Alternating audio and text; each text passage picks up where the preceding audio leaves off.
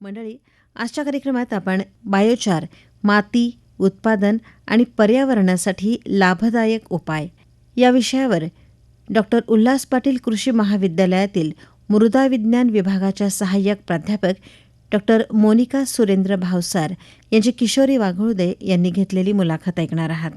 मंडळी नमस्कार.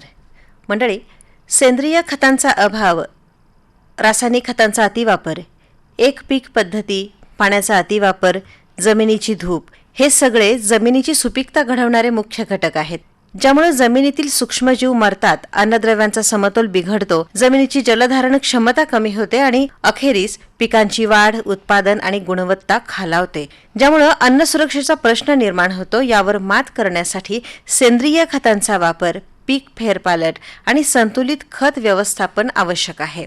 आणि आज ह्याच काही शंकांचं निरसन करण्यासाठी आपल्या स्टुडिओमध्ये आहेत डॉक्टर उल्हास पाटील कृषी महाविद्यालयातील मृदा विज्ञान विभागाच्या सहाय्यक प्राध्यापक डॉक्टर मोनिका सुरेंद्र भावसार. आज आपण मॅडमशी चर्चा करणार आहोत आणि चर्चेचा आजचा विषय आहे बायोचार, जमिनीची सुपीकता, उत्पादकता आणि पर्यावरणासाठी लाभदायक उपाय.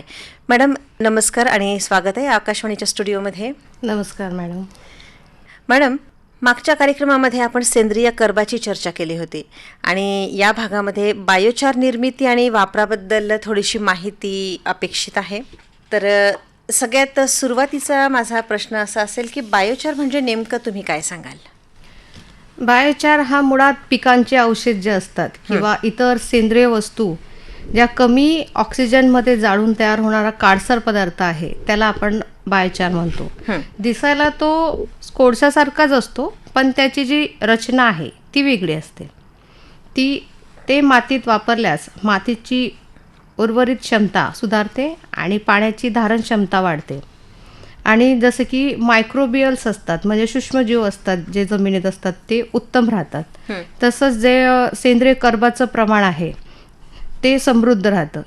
तसेच मातीमध्ये मिसळल्यावर तो दीर्घकाळ टिकतो, त्यामुळे त्यात मातीची जी रचना आहे ती सुधारते आणि पिकांना जे पोषक घटक सहजपणे मिळतात.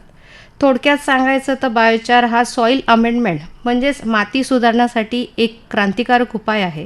त्यामुळे जमिनीचे भौतिक, रासायनिक आणि जैविक गुणधर्म सुधारतात. बायोचारमध्ये कार्बन हा दीर्घकाळ धरून ठेवला जातो. यालाच कार्बन सिक्वेस्ट्रेशन असेही संबोधले जाते. हो, मग बायोचारचे फायदे काय सांगाल मॅडम? सर्वात महत्त्वाचं म्हणजे मातीचे आरोग्य सुधारते, म्हणजे मातीची जी सुपीकता आहे ती वाढते. बायोचार काय करते तर मातीतील जे सूक्ष्म जीव असतात त्यांना पोषक वातावरण तयार करते, त्यामुळे मातीचे आरोग्य सुधारते आणि पिकांना खतांचा तो जास्त फायदा म्हणजे त्याचं जास्तीत जास्त युटिलायझेशन जे आहे ते जास्तीत जास्त होतं. दुसरं सांगायचं म्हणजे पाण्याचे जे शोषण आहे, म्हणजे पाणी धरून ठेवण्याची जी मातीची क्षमता आहे ती वाढते. बायोचार हे मातीतील छिद्रे वाढवते, त्यामुळे काय होते, माती अधिक हवेची आणि पाण्याची क्षमता धरून ठेवण्याची जी क्षमता आहे ती वाढते. त्यामुळे दुष्काळी भागातही आपण पीक टिकवून घेऊ शकतो. तिसरं सांगायचं तर खतांवर होणारा जो खर्च आहे तो कमी होतो. जसं की बायोचारमुळे रासायनिक खतांचा परिणाम हा जास्त काळ टिकतो. तसंच पोषक तत्वांचे जे शोषण बायोचारमुळे नायट्रोजन, फॉस्फरस, पोटॅशियम यांचे जे शोषण आहे ते अधिक पारदर्शक व दीर्घकाळ टिकून राहते. त्यामुळे कमी खत वापरूनही समाधानकारक उत्पन्न आपल्याला मिळतं. नंतर हवामान बदलावर पण आपण नियंत्रण ठेवू शकतो. बायोचार हे मातीमध्ये कार्बन दीर्घ काळासाठी बांधून ठेवतो, त्यामुळे वातावरणातील जो काही कार्बन डायऑक्साईड आहे तो कमी होतो आणि हवामान बदलावर पण नियंत्रण राहते. तसंच उत्पादनात जवळपास सर्वसाधारण 15 ते 25% आपल्याला वाढ पाहायला मिळते. तसंच मातीमध्ये सॉईल कंडिशनर म्हणजे सुधारक म्हणून आपण त्याचा वापर करू शकतो. तसंच कचऱ्याचे जे व्यवस्थापन आहे, आपण बघतो की शेतकरी काय करतात तर काढणीनंतर पिकांचे जे काही अवशेष असतात तर ते जमिनीत न गाडता डायरेक्टली ते त्याचे काय करतात, कापणीनंतर त्याचे व्यवस्थापन विल्हेवाट लावण्यासाठी ते डायरेक्ट जाळतात. पण त्याने काय होतं तर जे काही ग्रीन हाऊस गॅसेस जे आहे त्यांचे जे उत्सर्जन आहे जसं की मिथेन झालं, नायट्रस ऑक्साईड झालं, यांचं प्रमाण हे जाळल्यामुळे वाढते. आणि हवामानाचा जो आपला परिणाम आहे, आपण आज बघतो आहे की जे तापमान वाढ दिसते आपल्याला, तर हे त्याला कारणीभूत ठरते. पण आपण हे काडी कचरा किंवा जे पिकांचे अवशेष आहे न जाळता त्यांचा जर आपण बायोचारमध्ये जर निर्मिती केली तर आपला जो सेंद्रिय कर्ब वाढण्यासही आपली मदत होईल. तसंच बायोचार जर आपण जमिनीत वापरला तर सूक्ष्मजीवांची जी क्रियाशीलता आहे ती वाढते. बायोचार हा जास्त छिद्रयुक्त रचना असल्यामुळे ते पाणी आणि पोषक तत्वे जास्त काळ दीर्घकाळ धरून ठेवतात आणि मातीतील सूक्ष्मजीवांसाठी अनुकूल असे वातावरण तयार करतात. त्यामुळे ते दुष्काळ काळातही टिकून राहू शकतात. मॅडम, बायोचारमध्ये कोणकोणत्या पिकांचे अवशेष आपण वापरू शकतो? तर बघा, आपण महाराष्ट्रामध्ये बघितलं तर भात, गहू, ज्वारी, तूर, कापूस, तेलबिया, ऊसाचे पाचट इत्यादी पिकांचे अवशेष आणि कृषी उद्योगातून जसे की आपण ऊसाचे बॅगेसेस आहे, नंतर तांदळाचा भुसा, या अवशेषांपासून पायरोलिसिस पद्धतीने म्हणजे इन अब्सेन्स ऑफ ऑक्सिजन म्हणजे ऑक्सिजन विरहित जर आपण यांना जाणलं तर त्यातून आपल्याला नियर अबाउट 1 टन अवशेषापासून 200 ते 400 किलो बायोचार मिळतो. ही प्रक्रिया वेळेची बचत करणारी आहे आणि कधीही करता येणारी आहे. मॅडम, मग बायोचार निर्मितीच्या पद्धती आपण कोणत्या सांगाल? हा, तर यामध्ये वेगवेगळ्या पद्धती आपण यूज करतो. तर यामध्ये पहिली पद्धत सांगायची म्हटलं तर स्लो पायरोलिसिस. तर यामध्ये काय आहे तर तापमानाचा फरक यावरून त्या पद्धतींचे नावं आहे. तर तापमान कमीत कमी 200 ते 300 डिग्री अंश सेल्सिअस ह्या स्लो पायरोलिसिसमध्ये आपण करतो. तर ह्या पद्धतीमध्ये जो काही बायोचार उत्पन्न मिळतं आपल्याला ते जास्त प्रमाणात मिळतं आणि त्यापासून त्यामध्ये असणारा कार्बनचं प्रमाण हे पण जास्त असतं. सेकंड पद्धत म्हटली तर आपण इंटरमिडिएट पायरोलिसिस. यामध्ये फक्त जो टेम्परेचर आहे तो 400 ते 500 डिग्री सेंटीग्रेड आपण ठेवतो आणि यामध्ये स्लो पायरोलिसिसपेक्षा जलद प्रक्रिया होते. आणि तिसरी आहे फास्ट पायरोलिसिस. यामध्ये तापमान आपण 1000च्या आसपास म्हणजे 700 ते 1000 पर्यंत आपण यामध्ये तापमान ठेवतो. तर यामध्ये मिळणारा जो बायोचार आहे त्याचं उत्पन्न कमी मिळतं. आणि चौथी पद्धत म्हटली तर गॅसिफिकेशन ही एक पद्धत आहे. यामध्ये तापमान आपण नियर अबाउट 800 डिग्री सेंटीग्रेडपेक्षा जास्त ठेवतो आणि मर्यादित ऑक्सिजनमध्ये ही प्रक्रिया आपण करतो. हो मॅडम, शेतकरी बांधवांसाठी बायोचार निर्मितीच्या कोणत्या उपयुक्त पद्धती आहेत?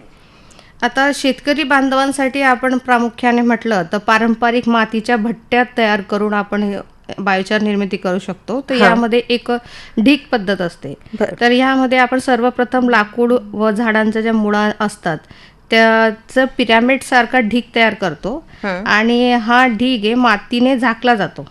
त्यामुळे तो पृथ्वीची भट्टी सारखा त्याचा आकार तयार होतो. तर ज्वलन प्रक्रियेतून तयार होणारा धूर आणि वायू बाहेर जाण्यासाठी वरच्या बाजूला एक छिद्र ठेवले जाते.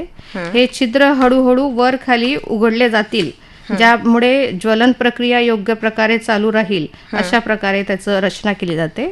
जेव्हा धूर येणे थांबते तेव्हा याचा अर्थ की आपला बायोचार तयार झाला आहे. हो, शेतकऱ्यांसाठी उपयुक्त पद्धत म्हणजे एक ड्रम पद्धत आहे. तर ही सर्वात कमी खर्चाची आणि सोपी पद्धत आहे. तर यामध्ये 2 ड्रम भट्टी तयार करण्याकरता आपल्याला एकूण 3 जाड ड्रम घ्यावे लागतात. नंतर त्यामध्ये पिकांचे जितके बारीक तुकडे करता येतील लहान लहान तितके आपण त्यामध्ये अधिक ते बसू शकतात. तर एका ड्रमच्या आकारमानानुसार 50 ते 75 किलो अवशेष त्यामध्ये आपण एकदा टाकू शकतो. तर 2 ड्रम भट्टी तयार केल्यास दिवसाला प्रत्येकी 3 ते 4 फेऱ्या धरल्या तरी आपण तर 300 ते 600 किलो अवशेषापासून आपण 100 ते 200 किलो बायोचार प्रतिदिन शेतकऱ्यांना तयार करता येतो. हो, आणि ह्या बायोचारचे गुणधर्म कोणते असतात? आता हे बायोचारचे जे गुणधर्म आहे हे आपण कोणतं बायोमास वापरतो आहे त्यावर हे गुणधर्म अवलंबून आहे. म्हणजे आपण कोणत्या पिकाच्या अवशेषाच्या प्रकारानुसार यांचे हे गुणधर्म बदलत असतात. तर सर्वसाधारण यामध्ये नायट्रोजन, फॉस्फरस, पोटॅशियम, मॅग्नेशियम आणि कार्बनचं प्रमाण जास्तच असतं. पण वनस्पतीच्या अवशेषांमधील सेंद्रिय पदार्थावर बायोचारचा जो सामू आहे तो अवलंबून असतो. बायोचारचा समूह हा सर्वसाधारणपणे 7.5च्या वर म्हणजेच अल्कलाईन असा असतो आणि जर वापरलेल्या वनस्पतीच्या अवशेषांवर अवलंबून तो जास्तीत जास्त 9 पर्यंत पण जाऊ शकतो. बर. तर उच्च कार्बन यामध्ये आपल्याला पाहायला मिळतो, जसं की नियर अबाउट 30 ते 60% यामध्ये सेंद्रिय कर्ब असू शकतं. तर गांडूळ खतांमध्ये आपण फक्त 12 ते 15% फक्त आपण सेंद्रिय कर्ब बघतो. यामुळे काय होतं, जमिनीत कर्बाचे प्रमाण वाढते बायोचारच्या वापरामुळे. म्हणूनच बायोचार जमिनीमध्ये वापरल्यास जास्त प्रमाणात कार्बन उपलब्ध होऊ शकतो. त्यामुळे जमिनीचं पोत सुधारून उपयुक्त सूक्ष्मजीवांची संख्या वाढते. आणि मग हा तयार झालेला जो बायोचार आहे हा मातीमध्ये कशा पद्धतीने वापरला जाईल? तर याला आपण झाडांच्या किंवा पिकांच्या मुळाजवळ ठराविक ठिकाणी बायोचार टाकता येतो, ही एक पद्धत आहे. नंतर मातीच्या आत खोल पट्ट्यांमध्ये म्हणजे आपण बँड्स तयार करून तो बायोचार टाकण्याची पद्धत आहे. नंतर आपण कंपोस्ट किंवा सेंद्रिय खतासोबत मिसळून मातीमध्ये तो आपण देऊ शकतो. नंतर ट्रॅक्टरद्वारे चालणाऱ्या यंत्रणाच्या मदतीने पण आपण बायोचार शेतात समप्रमाणात पसरवू शकतो. नंतर आपण हाताने पण तो बायोचार शेतात टाकणे ही पण एक पद्धत सर्वसाधारणपणे वापरली जाते, परंतु ती जास्त श्रम त्यासाठी लागतात आपल्याला. बरं. आणि मग शेतामध्ये कसं वापरायचं आहे? तर बघा, वनस्पतीच्या आपण बघितलं वनस्पतीच्या अवशेषांमधील सेंद्रिय पदार्थांवर बायोचारचा जो आहे सामू अवलंबून असतो. तर बायोचारच्या शेतीत वापर करण्या अगोदर आपल्याला जमिनीच्या प्रकारानुसार त्याला वापरायला हवा. जसं की काळी जमीन असते, मध्यम, हलकी, चिकट किंवा रेताळ. तर तिच्या सामूनुसार आपण बायोचार मातीत यूज केला पाहिजे. तसंच मशागतीच्या आधी शेतात मिसळून किंवा शेणखतात मिसळून बायोचार जमिनीत देता येतो. फळबागात पाणी देण्याकरिता तयार केलेल्या आड्यांमध्ये पण आपण तो मिसळू शकतो. हा बायोचार शेतकरी बांधव ज्या वेळेला वापरतील त्याच्या आधी काही प्रक्रिया करावी लागते का मॅडम? तर यामध्ये आपल्याला सर्वसाधारणपणे बायोचारमधील आर्द्रता सुमारे 15 ते 20% असणे आवश्यक आहे. तर बायोचार तयार झाल्यानंतर आणि पूर्णपणे सुकल्यानंतरच त्याला लहान तुकड्यांमध्ये आपण त्याचे बारीक बारीक तुकडे करूनच आपण त्याला बायोचार निर्मितीसाठी वापरावा. आणि मग हा बायोचार वापरताना कुठली काळजी घेणं गरजेचं आहे? तर बायोचारचे हे गुणधर्म आणि त्याचे जैविक क्रियाशीलता हे वापरलेल्या कच्च्या मालावर अवलंबून असते. आपण ते आत्ताच बघितलं. तसंच आपण जे पॅरालिसिसमध्ये जे टेम्परेचर बघत आहे त्यानुसार पण त्याची ती जैविकता किंवा गुणधर्म बदलत असतात.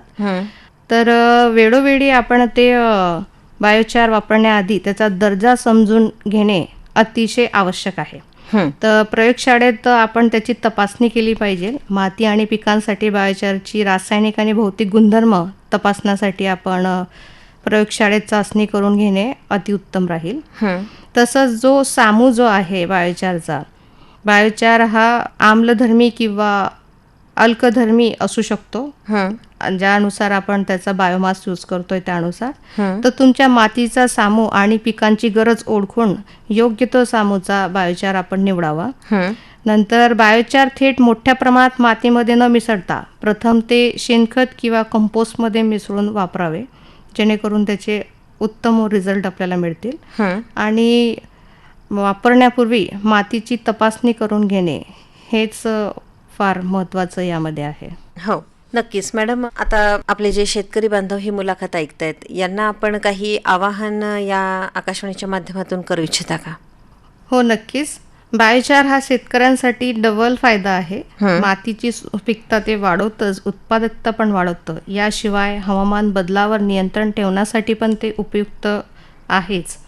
तर भविष्यात बायोचारचा वापर मोठ्या प्रमाणावर वाढेल आणि ही संकल्पना शाश्वत शेतीसाठी अत्यंत महत्त्वाची आहेच आणि ठरेल असं मला वाटतं. हो. तर आपण आजची सध्याची परिस्थिती बघत आहोत की त्यामध्ये आपला सेंद्रिय जो कर्ब आहे तर हा सेंद्रिय कर्ब हा खालावत चालला आहे आणि वाढत्या तापमानामुळे जमिनीतील जो काही सेंद्रिय कर्ब आहे त्याचा प्रचंड प्रमाणात ऱ्हास होत आहे.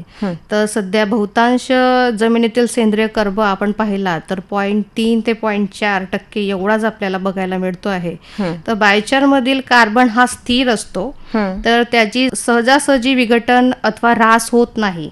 तर मला शेतकरी बांधवांना हेच सांगायचं आहे की आपण जर बायोचारचा वापर जर केला तर आपल्या शेतीतील आपण सेंद्रिय कर्बाचे प्रमाण हे वाढवू शकतो. आणि हा नवीन संकल्पना शेतकऱ्यांनी शाश्वत शेतीसाठी वापरावी असं मला वाटतं. नक्कीच मॅडम, खूप खूप धन्यवाद. आज आपण इथं आलात आणि ही खूप छान माहिती आपल्या शेतकरी बांधवांना दिलीत. समस्त शेतकरी बांधवांच्या वतीनं आणि आकाशवाणीच्या वतीनं पुन्हा एकदा खूप खूप धन्यवाद. धन्यवाद मॅडम.